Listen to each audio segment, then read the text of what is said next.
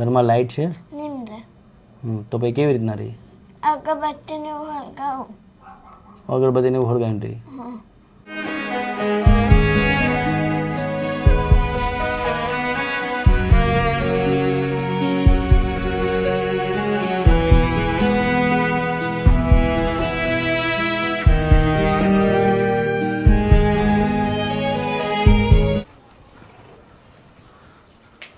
શું નામ છે? મનીષા. હા, હાથ કેમ છે? આમ જ છે હાથ?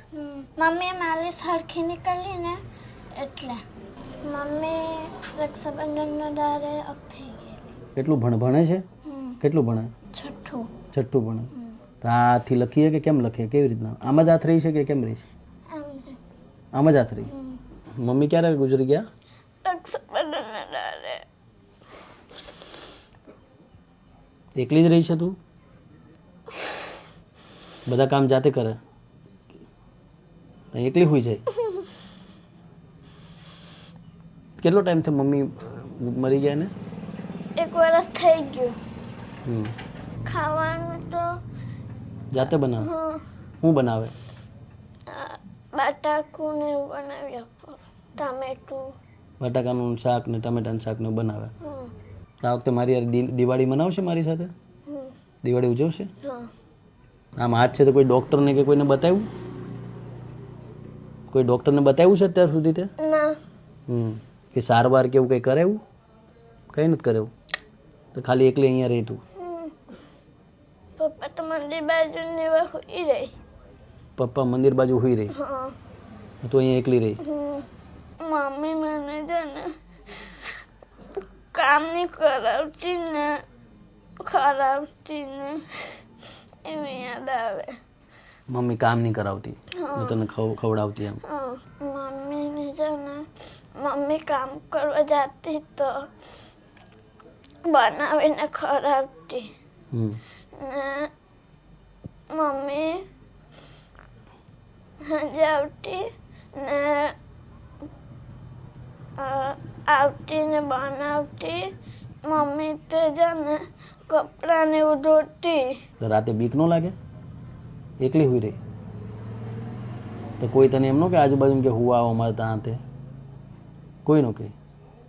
ઘરમાં લાઈટ છે? નિમ્ર તો ભાઈ કેવી રીતના રહી?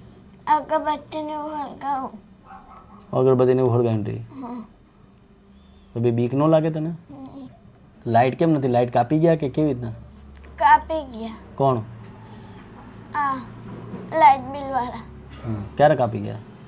એ મમ્મી ઉઠી ત્યારે. એટલે 1-2 વર્ષથી લાઈટ જ નથી? હા. તો અંધારામાં જ રહી છે? બેન તારા શું કરવું શું છે? ભણવું છે.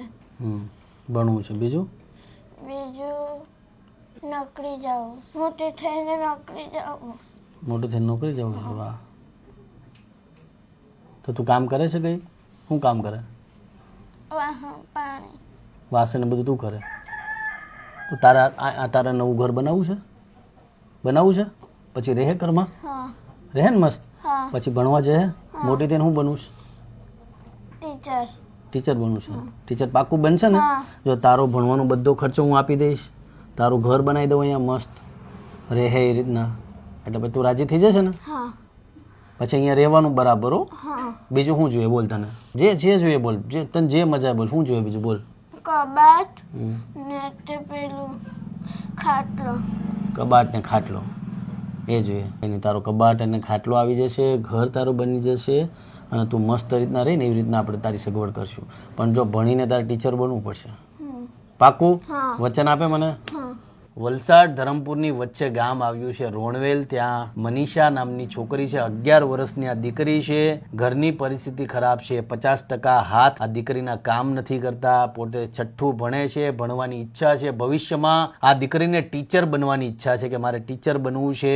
કોઈ સપોર્ટ કરવા વાળું નથી. પપ્પા આવે ન આવે, મેં તમને જેવું કીધું. મધર 2 વર્ષ પહેલા એક્સપાયર થઈ ગયા. દીકરી એકલી આ જગ્યા પર રહી છે, આ ખંડેર જેવા ઘરની અંદર રહી છે. પોતે જ્યારે આજુબાજુ વાળા આપે તો ઠીક છે, બાકી પોતે જ જાતે રસોઈ બનાવે છે, જમવાનું બનાવે છે, પોતે સવારે ભણવા જાય છે. 2 વર્ષથી લાઇટ બિલ નથી, જીબી વાળા લાઇટ કાપી ગયા છે. 2 વર્ષથી આ દીકરી આ પરિસ્થિતિમાં એકલી રહી છે. મેં અત્યારે કીધું બેનને કે બેન તારે શું જોઈએ છે, તો મને કીધું કે મારે મોટા થઈને ટીચર થવું છે, મારે એક કબાટ અને એક ખાટલાની વ્યવસ્થાની જરૂર છે. એટલે બહુ નાની દીકરી છે, અત્યારે શું બોલે છે શું છે એને અત્યારે નથી ખબર, પણ પરિસ્થિતિ જોતા આપને ખબર પડે છે કે એકલી દીકરી છે, 11 વર્ષની આ દીકરી છે અને એક ઘરની વ્યવસ્થા છે. આ જગ્યા પર તમે આવશો તો જોતા માલુમ પડે છે. એટલે આપણે દીકરીને કોઈ ખબર નથી કે મારે શું કરવું છે, કે મારા માટે શું કરશો તમે. દીકરીને ઘરની જરૂર છે એમ આ જોતા લાગે છે. એટલે આપણે એમનું ઘર બનાવીએ છીએ. ભવિષ્યમાં દીકરીને જે પણ જરૂર હશે એ પણ આપણે પૂરી પાડશું અને આ દીકરીને ટીચર બનાવવા માટે આપણે બધા પ્રયત્ન કરશું. તમામ લોકોને એ જ કહીશ કે તમારી આજુબાજુમાં જે જરૂરિયાતમંદ લોકોને સપોર્ટ કરવો જોઈએ અને ખાસ તો દીકરીઓ માટે આપણે અડીખમ ઊભું રહેવું જોઈએ. એક સવાલ બેનને પાછો, બેન ટોયલેટ બાથરૂમ માટે શું કરે તું? બહાર ક્યાં જાય? ખુલ્લામાં જાય? ખુલ્લામાં જાય છે? આ સવાલ મેં નહોતો પૂછ્યો બેનને, પણ અત્યારે છેલ્લે મને અત્યારે ખબર પડી. એટલે ટોયલેટ બાથરૂમની પણ કોઈ વ્યવસ્થા નથી. ખુલ્લામાં આ 11 વર્ષની દીકરીને જવું પડતું હોય છે. એટલે મને બહુ દુઃખ લાગે છે. હું જે જગ્યા પર ઘર બનાવું છે એમાં મારો પહેલો આગ્રહ એવો હોય છે કે માતાઓ, બહેનો કે દીકરીઓ એ ખુલ્લામાં શૌચાલયમાં જાય એ આપણા માટે શરમની વાત કહેવાય. એટલે આપણે ટોયલેટ બાથરૂમની તો વ્યવસ્થા કરશું, ઘરની પણ વ્યવસ્થા કરશું, ઇલેક્ટ્રિસિટીની વ્યવસ્થા કરશું, આપણે એને ભણવાની વ્યવસ્થા કરશું અને એ ખાતરી આપશું કે આ દીકરી જ્યાં સુધી ટીચર ન બને ત્યાં સુધી આપણે અડીખમ ઉભા રહીશું. આની સાથે હાથની સારવાર પણ આપણે કરાવશું. તમામ લોકોને કહું છું, જેસીબીને આપણે બોલાવી લઈએ છીએ, ઘરને તાત્કાલિક ધોરણે બનાવવાની શરૂઆત કરીએ છીએ. આ તામ જ રહી એને આપણે આમ બેઠું પેલું કરીએ ને તો આમાં હાથમાં નહીં લેવાય. આપણે કઈ બી વસ્તુ આપે તો એમ હાથ કરે, તૈયારીને લેવાય ને પછી રોટલો ને એવું બનાવે તેવા ઉપર કોહણે ને પછી ઉપર એ કરીને પછી તવા પર લાખી દે. મતલબ હાથ આમ જ રહી છે પહેલેથી? હા, પહેલેથી આમ આપણા જેવા નહીં રહી એમ. આ બેકગ્રાઉન્ડ મેનું ઘર છે. મમ્મી એના એક્સપાયર થઈ ગયા છે અને હાથ આમ જ છે. એને કદાચ જમવું હોય તો આમ ખાવું પડે. પરિસ્થિતિ ખૂબ જ ખરાબ છે, દુઃખી છે. લાઇટ નથી ઘરની અંદર. આજે હમણાં ખબર પડી કે મીટર એમનું કાઢી ગયા છે અને ઘરમાં એકલી સૂઈ રહી છે. આજુબાજુમાં કોઈ નથી. પપ્પા છે, મધર એક્સપાયર થઈ ગયા છે, પપ્પા છે મંદિરમાં પડ્યા રહી છે. એટલે પપ્પાના કોઈ ઠેકાણા નથી. આ એકની એક દીકરી છે, કોઈ સપોર્ટ કરવા વાળું નથી. અને હાથ એના તમે જોયા, મેં તમને બતાવ્યું એવી રીતના. આજુબાજુના લોકો સાથે વાતચીત કરી એટલે ખબર પડી કે મનીષાને ખાવામાં પણ પ્રોબ્લેમ છે. પોતે કાચું પાકેલું બનાવે છે, જેટલું બને છે એટલું કરે છે. જમવાનું જાતે બનાવે છે, ભણવા જાય છે. પપ્પાને મન પડે તો ઘરે આવે ને મન પડે તો ન આવે, મંદિરમાં પડ્યા રહી છે પપ્પા. એકની એક આ દીકરી છે.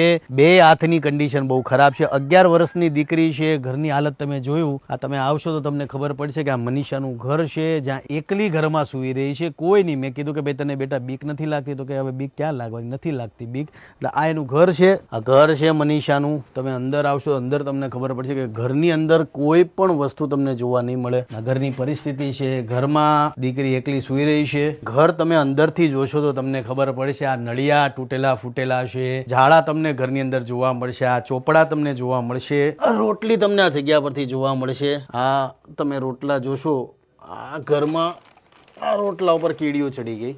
આ લાલ કીડી ચડી ગઈ ને પોતે જેટલું એનાથી બનાવાય એટલું બનાવે છે. આ ચોપડા છે, જમવાની આ એટલી વ્યવસ્થા છે જમવાની. આવી રીતના પોતે એનું જીવન જીવે છે. અહીંયા પણ તમને થોડું ઘરનું ખાવાનું જોવા મળશે.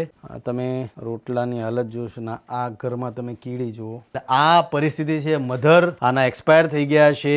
જમવાનું બનાવે છે જેમ તેમ કરીને, ભણવાનું જેમ તેમ કરીને ભણે છે. પરિસ્થિતિ ખૂબ જ ખરાબ છે. આજુબાજુના લોકોને પૂછ્યું, આ લાઇટનું શું છે માજી? એ પૈસા નહીં મળેલા ને એની દાદી ઉઠી ત્યારે એ કરી લે. આજી માઈ ઉઠી ત્યારે તે ભરતી ઉઠી. પછી આજી માઈ નહીં મળે એટલે પછી ત્યાંનું લાઇટ બિલ એમ જ. એટલે પછી પેલા પૈસા નહીં ભરાયા એટલે પછી મીટર કાપી ગયા. મમ્મી તો રક્ષાબંધન ના દિવસે જ એક્સપર્ટ થઈ ગયેલી ને આ રક્ષાબંધન આવી એટલે 1 વર્ષ દાડ થઈ ગયું મમ્મીનો.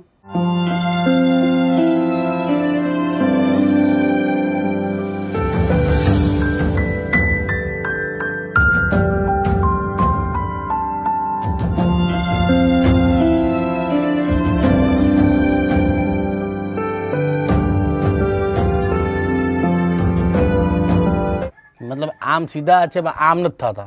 સામાન્ય માણસોના હાથ આમ રહી, આને આમ રહી, પણ આના આમ નથી થતા. એટલે આમ કામ આમ કરીએ કે ના, મતલબ જે કદાચ આમ ખાઈ નો કે આમ.